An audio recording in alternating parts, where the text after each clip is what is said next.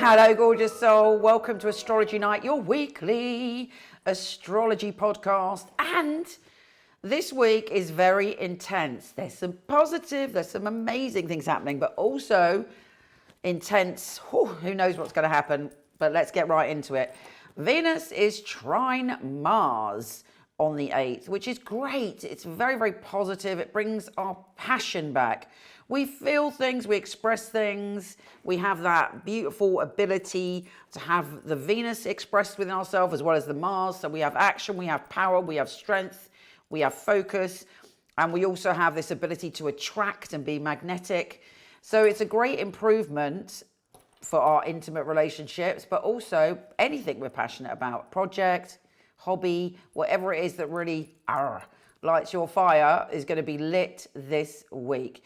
Now, of course, it is in Scorpio, Venus in Scorpio, Mars in Cancer, so it is potentially, I won't say too emotional, but it can be like we're ruled by our emotions without using logic at the beginning of this week. We feel, and we want to experience feelings, and we want to explore our passion. So make sure you channel that in all the right ways. And don't forget, what is wonderful about astrology is when we know what's going on cosmically, when we know the song the cosmos is playing, we can pull that down within ourselves.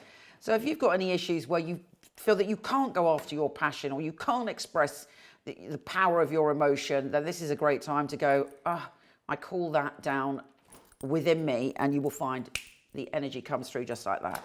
Now, we also have Mercury in Libra, trine Jupiter in Gemini, which is great for getting your point of view across. That's on the same day. So actually, I take that back. If you choose to, it's very easy to come in to your intellectual power while also being emotional. And really, that's the perfect state, isn't it? To feel, to be passionate, and to channel our communication so that it's positive. Jupiter always brings something positive to the party, wants us to expand, wants us to explore, wants us to widen our horizons so that we can stretch, evolve, and grow. So I would suggest there's a very important conversation coming on the 8th, and you can really put your passion into action. There might even be a dose of good fortune. So happy days. And then we have Pluto, the Lord of Transformation, going ahead in Capricorn. Now, don't forget, no doubt, we've all been banging on about this for probably 2 years, but Capricorn is in the final weeks of being in Capricorn and won't be back for a couple of hundred or so years.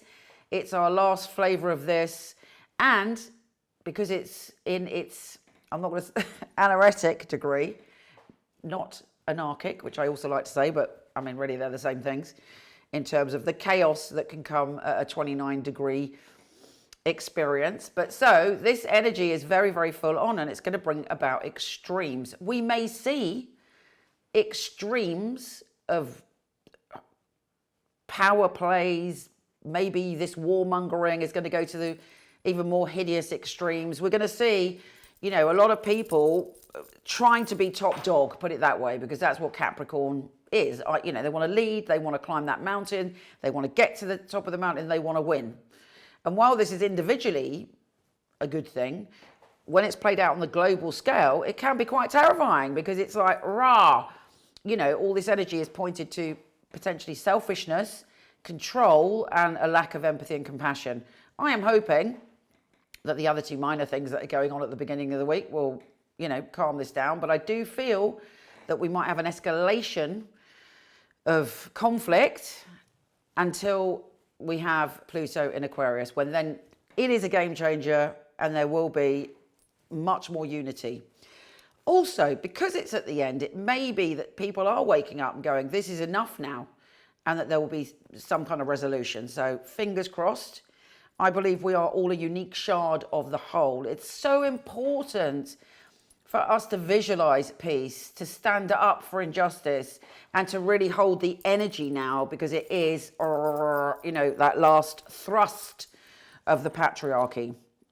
Now, also, the next day we have Mercury square Pluto, which isn't helpful, because it means, again, there's power struggles. In our own lives, it's very important that we don't get into a situation where we're trying to force someone to do something, and we will react very badly if someone tries to force us to do something. Now, the good news is Jupiter is direct, so we have the ability to think beyond whatever is going on in the moment. And this Mercury square Pluto will pass. And we also have, if you include the moon, which I do because why not? We have a grand air trine also on the 13th. So there's a lot of energy to talk, to communicate, and to get our point of view across. Now, finally this week, we have Mercury, the planet of communication, doing a great big shift and going into Scorpio. So, what is Mercury in Scorpio? It's about diving deep. We won't want superficial conversations. We want to talk about real depth and meaning. Also, we're super psychic and we can tell what other people's intentions are. And we are observing and seeing things on a much deeper level than usual. Secrets are revealed. Secrets are explored. We may be having conversations which are taboo or, have to be a secret in some way. So watch your boundaries there. It's a great conversation for deep healing. It plunges us into the depths of our being. You might be thinking about things on a very deep level about your healing journey. And there is a sense of strength to it. Scorpio is indestructible, okay? So, but also remember that when you're communicating, because words are spells and words are power and words can be used for good or bad. So if you are tempted to seek revenge in any way, think twice. Because, when we say something with Mercury and Scorpio, we can't take it back. And it also hits deep. It's not like saying something in a argument. It can hit, you can, really, even if you don't realize it, hit someone's total, wound. So use your words carefully. Use your words to heal your wounds and other wounds this week. And open up to what power and powerlessness means to you. What does success mean to you? There are many answers coming this week.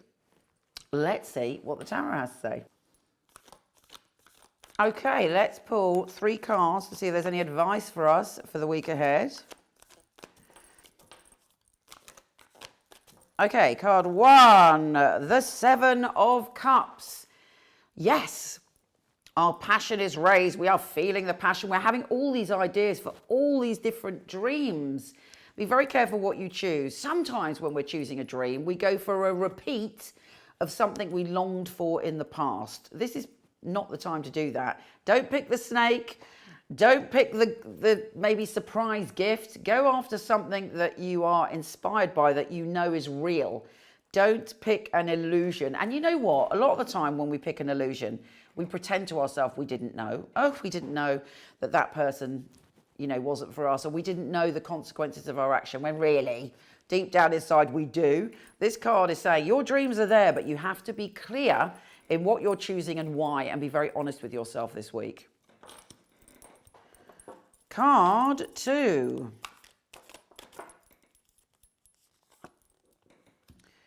The 9 of Swords. Are you feeling emotional? You may have felt kind of disturbed sleep or slightly worried. I mean, who would not be worried with the events of what's going on in the world, for instance? And it may be that you felt that you've got a lot of burdens around you. It's very important that you take care of yourself this week, that you get enough sleep, that you schedule in time just to clear your mind and have that moment of peace, as well as looking at your sleeping patterns. Are you going to bed early enough? Are you drinking coffee before you go to bed, or overly scrolling? This is a week to be clear so that you can grasp your dreams and not get distracted by not having the energy to do so. So soothe yourself, love yourself, and take care of yourself this week. Final card. The 3 of Cups. People are contagious. Who we mix with has a big impact on us. So the 3 of Cups is saying you have 3 or 2 people around you that are your real cheerleaders and supporters. Mix with them this week. If you feel that this card is highlighting that you don't have those people around you, this may be the week to find them, to find people on your level, to find people that resonate with your energy. And good times and bad times, they are there. There's a celebration of some sort this week, and the universe wants to celebrate you.